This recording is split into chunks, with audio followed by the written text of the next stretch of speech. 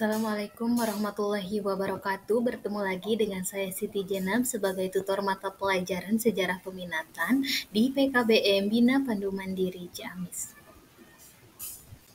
Pada kesempatan kali ini di kelas 12 semester 2, pada pertemuan yang kedua saya akan membahas mengenai organisasi global dan pengaruhnya terhadap bangsa Indonesia. Nah, kalau pada pertemuan pertama kita membahas mengenai organisasi regional. Nah, kalau sekarang kita akan membahas organisasi global. Silahkan disimak videonya. Baik warga belajar semuanya, yang pertama kita harus mengetahui dulu apa itu organisasi global atau internasional. Organisasi global merupakan organisasi yang tidak terbatas pada kawasan tertentu, akan tetapi meliputi seluruh wilayah. Kerjasama bisa dalam sektor politik, ekonomi, maupun sosial dan budaya. Organisasi global yang pertama yaitu ada OPEC atau Organization of the Petroleum Exporting Countries atau artinya negara-negara pengekspor minyak. OPEC merupakan organisasi yang bertujuan menegosiasikan masalah-masalah mengenai produksi, harga, dan hak konsesi minyak bumi dengan perusahaan-perusahaan minyak. OPEC didirikan pada tanggal 14 September 1961 di Baghdad, Irak. Negara pendiri OPEC diantaranya ada Irak, Iran, Kuwait, Arab Saudi, dan Venezuela. Sedangkan negara-negara anggotanya ada Irak, Iran, Kuwait, Arab Saudi, Venezuela, Aljazair, Angola, Libya, Nigeria, Qatar, Uni Emirat Arab, dan Ekuador. Pada tahun 1962, Indonesia bergabung dengan OPEC, tetapi pada Mei 2008 mengumumkan keluar dari OPEC dikarenakan Indonesia sudah menjadi importing minyak sejak 2003 atau net importing dan tidak mampu untuk memenuhi kuota produksi yang menjadi ketetapan. OPEC berupaya mempertahankan harga minyak dan menolak aksi penurunan harga minyak secara sepihak oleh perusahaan minyak terbesar yang disebut dengan The Seven Mayor milik Exxon. Nah, di sini ada tujuan OPEC secara lebih terperinci. Yang pertama yaitu untuk menyeragamkan kebijakan perminyakan antara negara-negara anggota. Yang kedua, untuk memenuhi kebutuhan minyak bumi dunia. Yang ketiga, tujuan dari OPEC itu untuk menstabilkan harga minyak di dunia. Dan yang keempat, untuk menentukan kebijakan-kebijakan untuk melindungi negara-negara anggota. Dan yang terakhir yaitu untuk tujuan politik, yaitu mengatur hubungan dengan perusahaan minyak asing atau pemerintah negara-negara konsumen. Adapun syarat keanggotaan OPEC diantaranya yang pertama yaitu negara yang bersangkutan secara substansi adalah pengekspor minyak mentah. Dan yang kedua secara fundamental memiliki keperluan yang sama dengan negara-negara yang telah menjadi anggota. Dan yang ketiga disetujui oleh mayoritas anggota OPEC. Nah, itu syarat untuk menjadi anggota OPEC. Organisasi global yang kedua yaitu ada WTO atau World Trade Organization. Organisasi Perdagangan Dunia World Trade Organization merupakan sebuah organisasi internasional yang menaungi upaya untuk meliberalisasi perdagangan. Organisasi ini menyediakan aturan-aturan dasar dalam perdagangan internasional, menjadi wadah perundingan konsesi dan komitmen dagang bagi para anggotanya, serta membantu anggota-anggota menyelesaikan sengketa dagang melalui mekanisme yang mengikat secara hukum. Organisasi ini didirikan pada 1 Januari 1995 dengan tujuan untuk mengurangi tarif dan hambatan perdagangan lainnya yang diharapkan akan memajukan ekonomi dan meningkatkan taraf hidup masyarakat.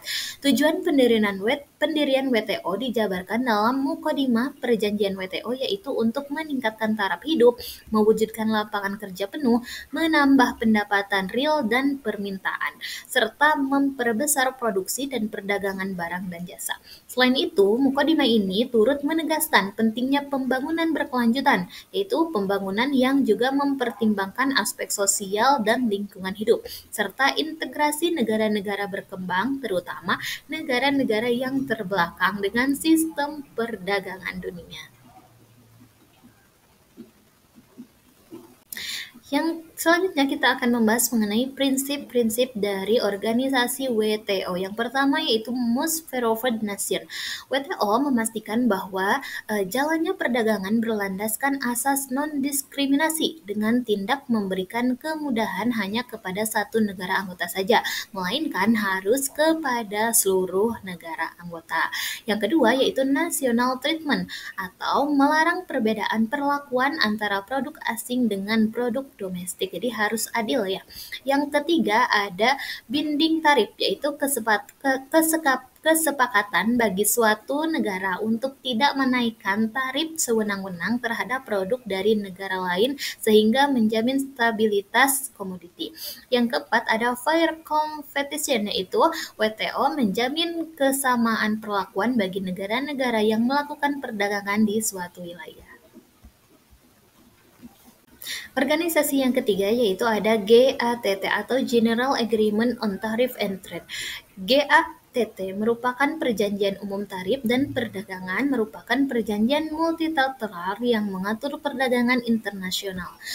Berdasarkan mukadimahnya, tujuan GATT adalah pengurangan substansi atas tarif dan hambatan perdagangan lainnya dan penghapusan preferensi.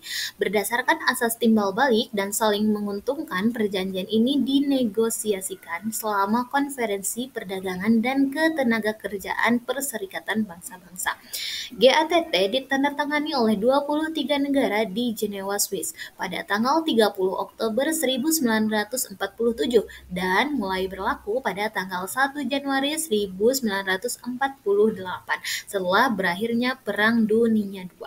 Secara umum, pembentukan GATT diharapkan untuk dapat melakukan fungsi yang pertama yaitu mengatur transaksi perdagangan yang dilakukan oleh negara-negara anggota GATT dengan memberikan atau merumuskan ketentuan perdagangan. Yang kedua, untuk menyediakan forum perundingan perdagangan agar praktik perdagangan dapat dibebaskan dari rintangan-rintangan yang mengganggu, yaitu liberalisasi perdagangan.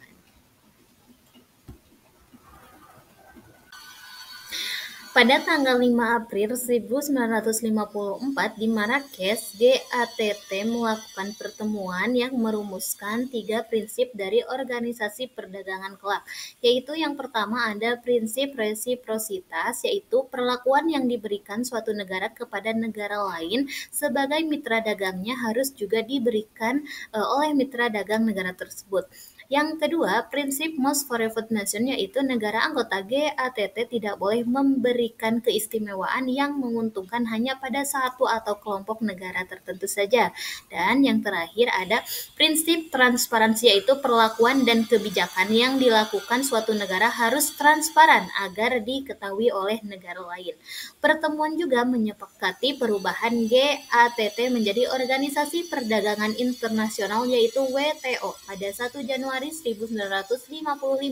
Rentang waktu sebelum tanggal yang ditentukan dimanfaatkan untuk menerima ratifikasi dari 150 negara yang ikut menandatangani kesepakatan di Marrakesh, Maroko. Yang keempat ada NATO atau North Atlantic Treaty Organization. NATO merupakan sebuah organisasi militer antar negara-negara blok barat. Berdirinya organisasi ini sangat berkaitan dengan munculnya perang dingin antara blok barat dan blok timur. Munculnya blok barat dan blok timur tidak terlepas dari adanya Perang Dunia II yang memunculkan dua kekuatan adidaya yaitu Uni Soviet dan Amerika Serikat. Keduanya memiliki ideologi yang saling bertentangan. Uni Soviet dengan ideologi komunis dan Amerika dengan ideologi liberalis. Masing-masing dari kedua negara ini kemudian membuat blok besar. Negara-negara Eropa Barat bergabung dengan blok Barat, sedangkan Eropa Timur dirangkul oleh blok Timur. Indonesia tidak memiliki peranan dalam organisasi ini dikarenakan organisasi ini melingkupi area Atlantik Utara dan negara-negara blok Barat untuk menekan arus utama komunisme, jadi Indonesia bukan negara anggota NATO. Baik warga belajar semuanya, nah di sini saya menyertakan gambar dari logo-logo bentuk organisasi global atau internasional. Yang pertama ini ada logo dari OPEC, WTO, terus yang ketiga ada NATO, dan yang terakhir ada GATT. Nah, ini bentuk simbol atau logonya seperti ini. Sekian materi yang dapat saya sampaikan pada pertemuan kali ini. Mudah-mudahan dapat bermanfaat dan jangan lupa untuk mengerjakan link penilaian daring di link pembelajaran daring. Wassalamualaikum warahmatullahi wabarakatuh.